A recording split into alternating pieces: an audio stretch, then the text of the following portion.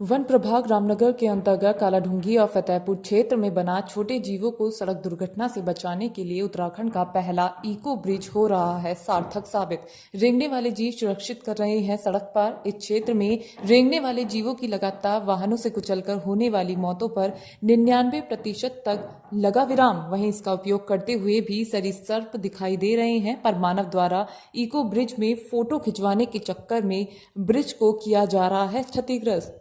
बता दें कि उत्तराखंड राज्य के नैनीताल जिले के रामनगर वन प्रभाग द्वारा 2020 में सरीसृपों को सड़क पार करने में मदद के लिए इको ब्रिज पुल का निर्माण किया गया था। इसे एक ऐसे बिंदु के पास बनाया गया है जहां से आगे की सड़क एक यू आकार के ढलान की ओर जाती है। आपको बता दें कि ये इको ब्रिज नैनीताल जिले में रामनगर वन प्रभाग के द्वारा बनाया गया है और ये राज्य का पहला इको ब्रिज है जो पहले 90 फुट का था, जिसको बाद में 20 फुट और बढ़ाया गया, जो अब 110 फुट लंबा है और 5 फीट चौड़ा। ये ब्रिज 2 से 3 इंसानों का वजन आसानी से सहन कर सकता है। इस ब्रिज को रस्सी, घास और बांस की मदद से कालाढूंगी नैनीताल हाईवे पर बनाया गया है। ये राजमार्ग नैनीताल का मुख्य मार्ग है और विशेष रूप से पर्यटन सीजन के मौसम में बड़ी संख्या में वाहनों द्वारा उपयोग किया जाता है। वन विभाग द्वारा छोटे जीवों को सड़क दुर्घटना से बचाने के लिए ये इको ब्रिज बनाया गया था ताकि बिना सड़क पर जाए छोटे और रेंगने वाले जानवर सुरक्षित सड़क को पार कर सकें, क्योंकि कई बार गश्त पर निकले वनकर्मियों को इस क्षेत्र में दुर्घटना में कुचले हुए सांप आदि पड़े मिलते थे। इस इको ब्रिज को बनाने में विभाग की 2 लाख से ज्यादा की लागत आई थी। वहीं दूसरा और इको ब्रिज कालाढूंगी की तर्ज पर ही फतेहपुर मीठा आंवला मार्ग पर भी बनाया गया है।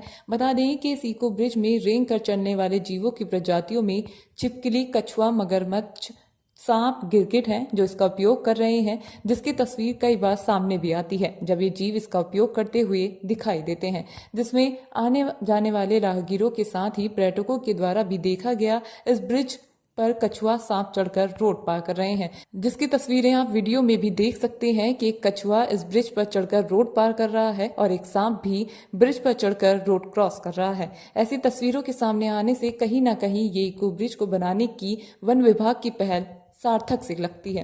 वहीं कालाढूंगी नैनीताल राज्य मार्ग से लगातार गुजरने वाले राहगीर खुशहाल सिंह कहते हैं कि वन विभाग की अच्छी पहल है। कई बार हमारे द्वारा भी इसमें रेंगने वाले जीवों को देखा गया है। वे कहते हैं कि पहले कई सांप यहाँ पर कुचलकर मरे हुए दिखते थे। इको ब्रिज बनने के बाद इन हादसों में रोक लगी है। देखिए, जो ये नैनीताल मार्ग है, इसके दोनों तरफ आप देख रहे होंगे कि जंगल है और यहाँ से जो है जो रेंगने वाले जीव इस सड़क को क्रॉस करते थे, उनके कई बार जो है वाहनों की चपेट में आने से वो मारे जाते थे। खासकर कछुआ हो गया, सांप हो गया और भी कई प्रजाति के जो रेंगने वाले जीव है, उनकी जान जोखिम में रहती थी इस रोड पे।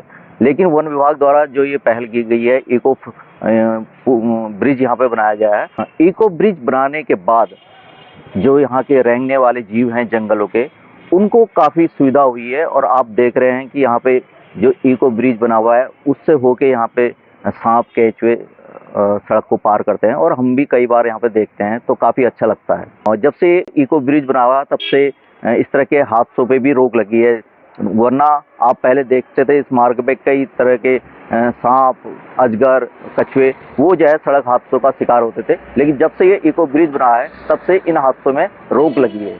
वहीं इस विषय में वन्य जीव प्रेमी मोहन पांडे कहते हैं कि वन विभाग की एक अच्छी पहल थी। एक रिसर्च के बाद इस क्षेत्र में इससे पहले इको ब्रिज का निर्माण रेप्टाइल जीवों के लिए बनाया गया था। वे कहते हैं काफी हद तक ये कारगर भी साबित हुआ है, लेकिन इसकी निगरानी भी विभाग को करनी होगी, क्योंकि ब्रिज पर सेल्फी के लिए लोग चढ़कर ब्रिज को नुकसान पहुंचा रहे हैं, जो चिंता का विषय है। वे कहते हैं ये अच्छा प्रयोग है, रेप्टाइल्स का ध्यान रखा गया है। वे कहते हैं कि क्षेत्र में ही ये इको ब्रिज का निर्माण इसलिए किया गया है क्योंकि ये जंगल बायोडायवर्सिटी के मामले में रिच है। वे कहते हैं कि नैनीताल को जाते हुए कालाढूंगी की तरफ से ये पहला यू आकार का लंबा बैंड है, जहां पहले कई सरीसृप कुचले जाते थे, लेकिन अब इस पर अंकुश लगा है। देखिए, अपने आप में जो है ये पूरा फॉरेस्ट डिपार्टमेंट के द्वारा, रामनगर वन विभाग के द्वारा जो है पहला इको ब्रिज ये बनाया गया है। तो ये रेप्टाइल के लिए है, बेसिकली जैसे आपके मॉनिटर लिजर्ड होते हैं, स्नेक होते हैं, और इनके लिए बनाया गया है और काफ़ी हद तक ये ठीक भी है। बट लेकिन ये इंसानों के द्वारा इस पर काफ़ी जो है इंसान इसमें चढ़ जाते हैं, तो उससे इसको काफ़ी नुकसान भी हुआ है। आप देख रहे हैं उधर कुछ थोड़ा बहुत डैमेज भी हो रहा है, तो ये थोड़ा चिंता का विषय है। तो इसमें वन विभाग ने बहुत अच्छा कार्य तो किया है, लेकिन इसकी सुरक्षा का भी थोड़ा ध्यान रखने की ज़रूरत है ताकि ये सेफ रहे।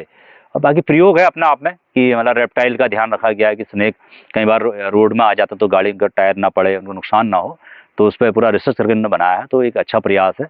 बस कमी यही है कि इसमें इसकी सुरक्षा का भी ध्यान अगर रखा जाए तो ये बहुत अच्छे तरीके से सफल प्रयोग है। देखिए हमारा जो कालाढूंगी जो रेंज है ये जिम कॉर्बेट से जुड़ा हुआ है। जिम कॉर्बेट यहाँ रहते थे, उनकी पूरी लेगेसी है यहाँ पे।